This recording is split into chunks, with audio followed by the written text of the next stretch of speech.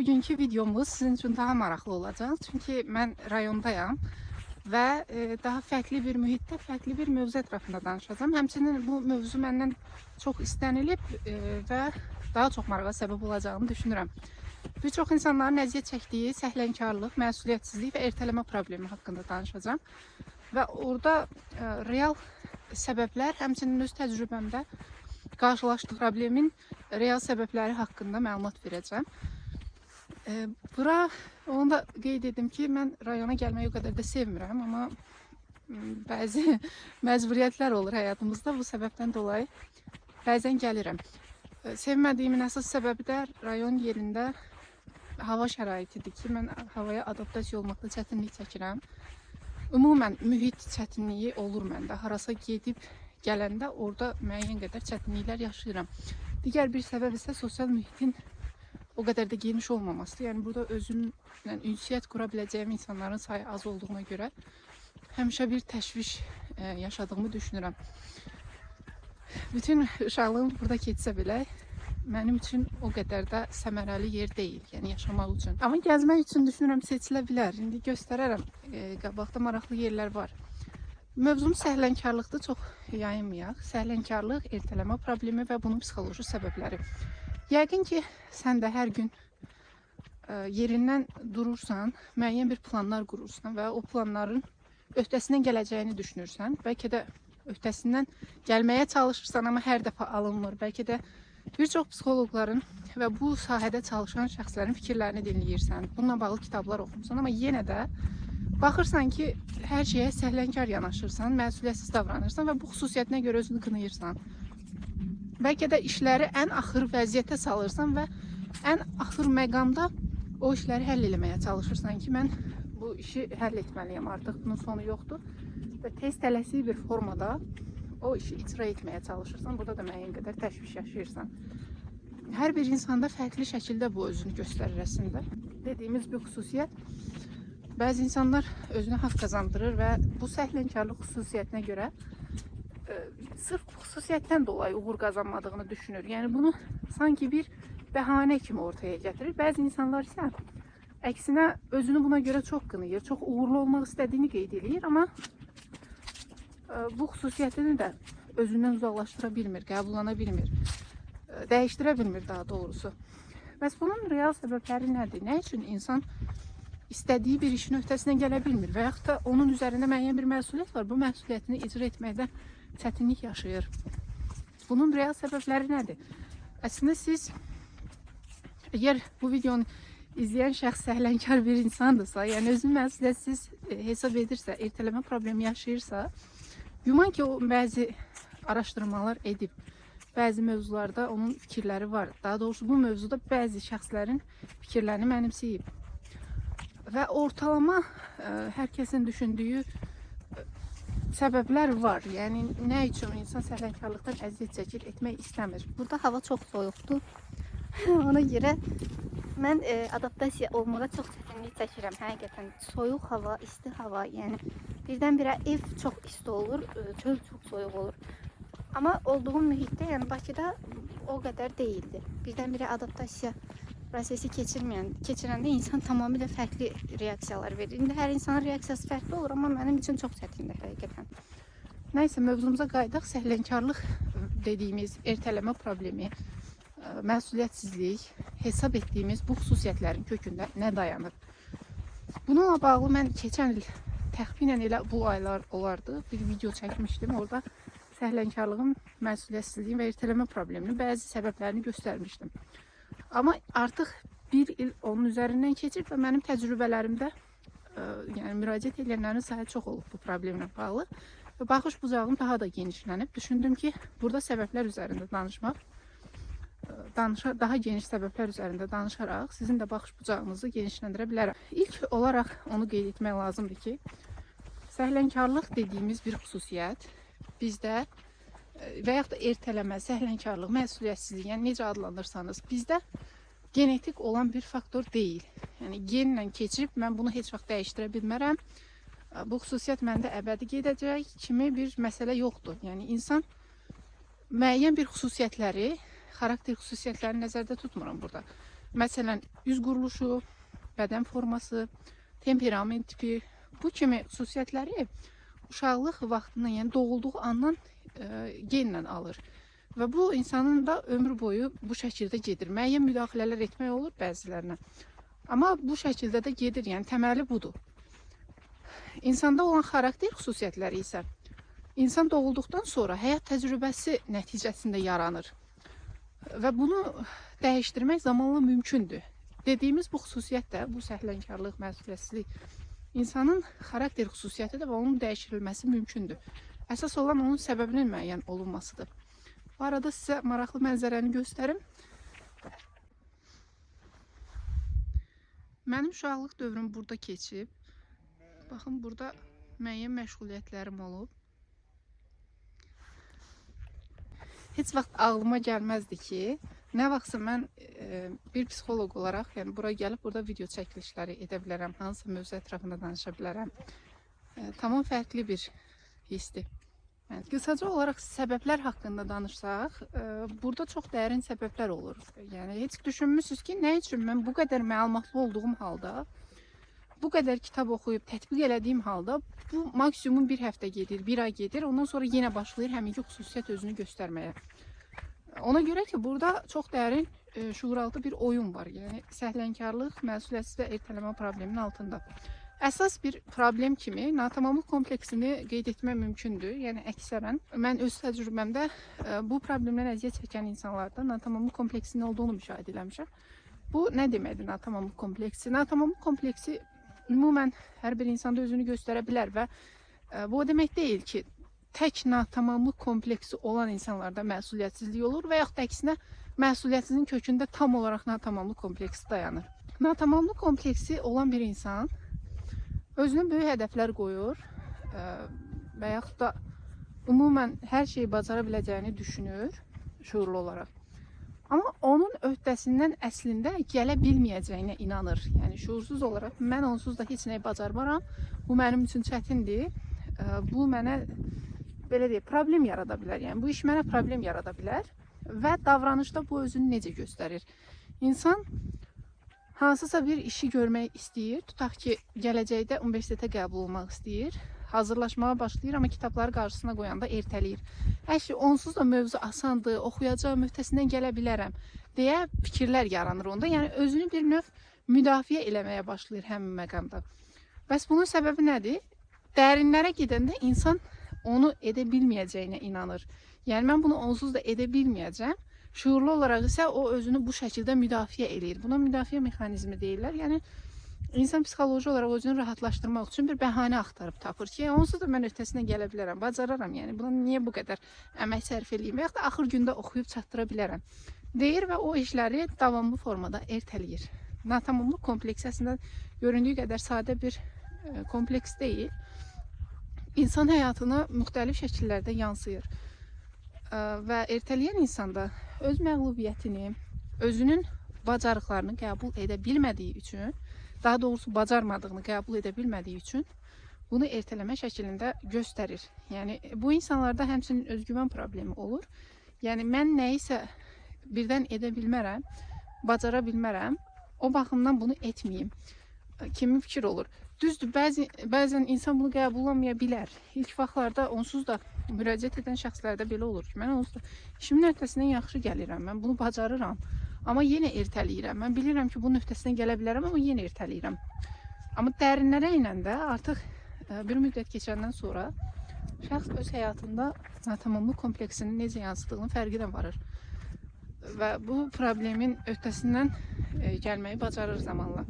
Əsas olan burada insanın öz kompleksinin fərqində olması. Yəni, əgər biz özümüzə bu xüsusiyyət dəyişdirmək istəyiriksə, kompleksin fərqində olmaq, onun həyatımıza necə yansıdığını müəyyənləşdirmək, səbəblərini təyin eləmək. Yəni, bu kompleks necə oldu ki, məndə yarandı? Mən üçün öz bacarıqlarıma şübhə ilə yanaşmağa başladım. Orada olan ana fikirləri müəyyən edib dəyişdirmək. Yəni, bunun terapiyası bu şəkildə aparılır. Əgər bir insan məsuliyyətsizlik xüsusiyyəti varsa, bundan o qədər də şikayətçi deyilsə və belə demək mümkünsə, bu onu o qədər də narahat eləmirsə, vetsiz yanaşırsa, yüksək ehtimalla onun əvvəlki həyat təcrübəsində üzərində o qədər də məsuliyyət olmayıb. Yəni uşaqlar olur, baxırsınız öz anaları yeməyini belə yedizdirir. Yəni yuxarı yaşdadır. Paltarını belə anası geyindirir. Yəni xırda öz baxım bacarıqları belə zəif olur o insanlarda. Və bunlarda əslində şuursuz olaraq belə bir inanc formalaşır. Yəni öz şuurunda olmur əslində. Çox dərinlərdə olur ki, mənim yerimə onsuz da hamı hər şeyi edəcək. Buna görə də işlərə belə səhlənkar yanaşır. Etməsəm də olar. Mənim yerimə başqası bunu edə bilər kimi bir fikir olur. Və bu da onun günlük həyatını elə yansıyır. Müəyyən müddətdən sonra təbii ki, biz hər birimiz özümüz, sadə dildə desəm, öz başımızın çarəsinə baxmalıyıq. Və bu səbəbdən dolayı insan həyatda müəyyən öz baxım bacarıqlarını uşaqlıq vaxtından qazanmalıdır ki, sonraki həyatında da qarşısına çıxan problemlərin öhdəsinə gələ bilsin. Belə olanda da insan çətinliklərlə üzləşəndə də o müəyyən psixoloji problemlər şəklində qarşısına çıxır.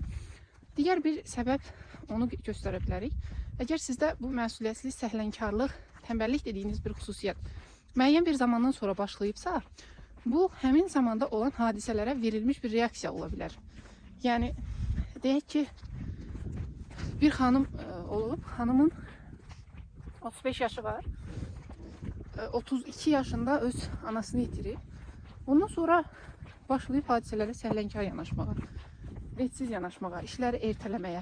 Təbii ki, bu həmin o hadisədən götürdüyü hisslər və düşüncələrin onun davranış şəklinə yansıması kimi təhlil oluna bilər.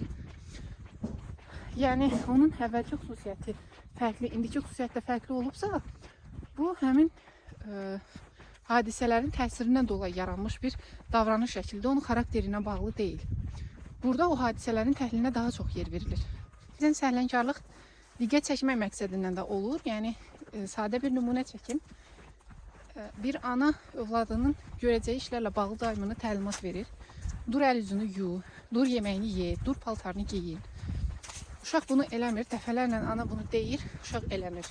Ana deyir, uşaq eləmir. Axırda ana hansısa bir üsuldan istifadə edir. Ya onu mükafatlandırır, dur əynini giyin, filan şeyi sənə verəcəm. Ya da cəza verir. Və burada mükafat cəza sisteminə görə uşağın belə bir davranış şəkli formalaşa bilir. Yəni mən səhlənkarlıq eləyəndə daha çox mükafat alıram. Mən səhlənkar yanaşanda işlərə məsuliyyət götürməyəndə anam məndən maraqlanır. Cəza versə belə maraqlanır.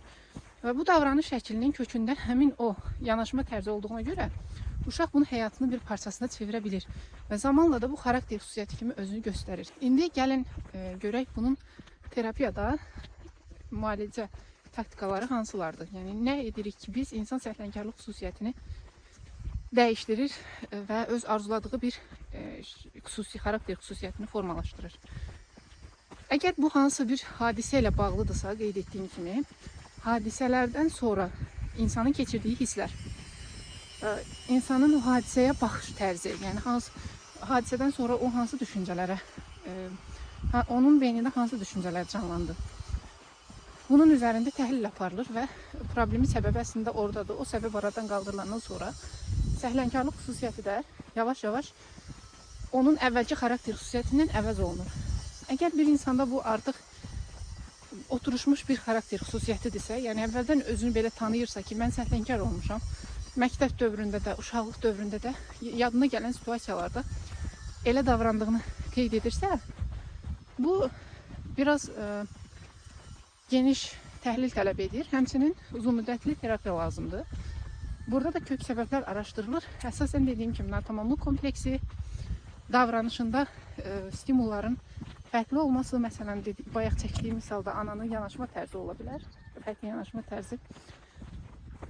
Bunların təhlili zamanı səbəb üzərində işlənilir. Yəni natamamlıq kompleksi üzərində işlənəndə şəxs öz vəziyyətini dərk edir ki, yəni mən nə üçün özümü bu şəkildə aparıram, nə üçün mən hansısa bir yerə gedəndə, hansısa bir işi icra etməyə başlayanda məndə belə bir halsızlıq və yaxud da nəyisə ertələmə və yaxud da sonra edərəm fikirləri yaranır. Baxın, natamamlıq kompleksinin onun əlaqəsini görəndə şəxs artıq başlayır özünü dərk etməyə.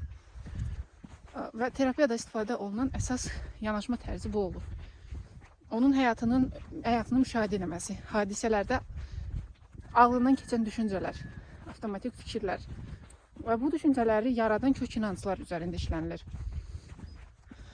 Və əgər siz özünüz terapiyaya gedə bilmirsinizsə, evdə özünüz üçün nə edə bilərsiniz? Daha doğrusu günlük həyatınızda nəyi özünüzə tətbiq edə bilərsiniz? Burada beynin əsas funksiyasını dərk etmək vacibdir. Hansı ki bizim beynimiz mükafatlandırma və cəza sistemindən işləyir. Hansısa bir hadisənin sonunda mükafat olursa, bizim o hadisəyə yanaşma tərzimiz çox motivasiyalı olur. Və yaxud da cəza olursa, dediyim kimi mükafat və cəza hər ikisi bura daxildir. Yenə də biz o hadisəni görməyə çalışırıq. Daha doğrusu hansısa bir tapşırığı icra etməyə çalışırıq. Tutaq ki, sizə deyirlər ki, sən bu kitabı oxusan, sənə 100.000 manat veriləcək. Düşünürəm ki, pula ehtiyacı olan hər kəs o kitabı oxumaq üçün ən azından səy göstərəcək. Və axıra qədər getməyə çalışacaq. Çünki onun sonunda onun üçün mükafat var. Eləcə də cəza sistemi. Kimsə sizə desə ki, bu gün, məsələn, evdən çıxmasan, sənə cəza veriləcək. Ağır bir cəza. İndi hər insanın zəif nöqtəsi var. O zəif nöqtəsinə uyğun cəza deyilsə, mən əminəm ki, insanların əksəriyyəti o cəzanı almamaq üçün deyilən tapşırığı icra eləyəcək. Eləcə də biz hadisələrdə yanaşma tərzimizi dəyişsək, məsələn, bizim öhdəliyimizdə olan hansı tapşırıqlar var, onun sonundakı mükafatı, cəzanı görə bilsək, bizim bu davranışlarımıza birbaşa təsir göstərəcək və daha motivasiyalı, daha inamlı ola bilərik. Demirəm ki, problem kökündən həll olunacaq. Yox, sadəcə öz davranışlarımızı müəyyən qədər nizamlaya bilərik bu üsulla. Yəni bir üsul isə davranışlarla, daha doğrusu düşüncələrlə üzləşməkdir. Baxın, hansısa bir işi icra etmək istəyirik.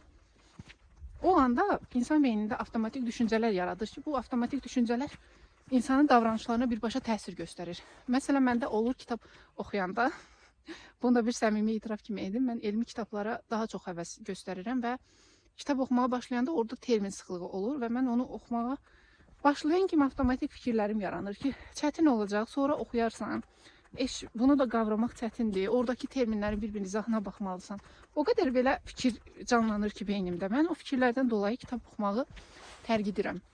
Amma düşüncələrə qarşı bir mübarizə aparsaq, o düşüncələrə olan əks fikirləri özümüzdə canlandırsaq, yəni mənim beynim deyir ki, kitab oxuma, kitab oxuyanda sən əziyyət çəkəcəksən, kitab oxuyanda sənə ağır hisslər gələcək, bu termin sıxlığı ola bilər. Mən o fikirləri əks fikir formalaşdırıram ki, ola bilər, elmi kitabdır, mən onu oxuyanda əziyyət çəkə bilərəm. Amma mən onu oxuyub bilik əldə edə bilərəm və daha çox şey öyrənə bilərəm. Baxın, yenə də mükafatla özümü həmin davranışa sövq edirəm. O düşüncələrin əksinə olan fikirləri yazıb qeyd edəndə, beynimizdə onu tez-tez səsləndirəndə insanın davranışlara, daha doğrusu tapşırığı olan münasibəti dəyişir. Daha dərindən yanaşmaq istəyirsinizsə, o düşüncələrin də səbəbini tapmaq vacibdir. Yəni mən nə üçün kitab oxuyanda bu fikir gəlir ağlıma? O termin sıxlığı mənə hansı hissi verir? Bəlkə natamamlıq kompleksinə qaynaqlanır ki, mən orada hansısa termini bilməyəndə düşünəcəm ki, mən də biliksizəm, savadsızam. Sadə terminlərdən izahını bilmirəm heç birinin. Və yaxud da başa düşməyəndə yenə özümü natamam yetərsiz hiss eləyəcəm ki, mən nə üçün bu kitabdakı cümlələri başa düşmürəm? Kökü yenə gedir natamamlıq kompleksinin üzərinə. Belə, düşünürəm ki, videonu burada dayandırsaq yaxşı olar. Mən daha geniş danışmaq istəyərdim. Sadəcə videoları uzun çəkəndə insanların marağına səbəb olsa da izləmə çətinliyi yaradır. Biraz da mənzərəni göstərim.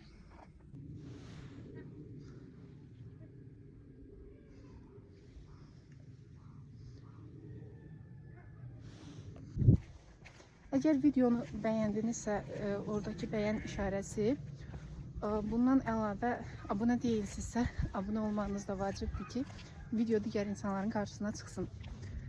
Xüsusi olaraq mənzərəni bəyəndinizsə, mənim yaşadığım rayonun ərazisini bəyəndinizsə, bunu da şərhlərdə yazmağınızı çox istəyərəm.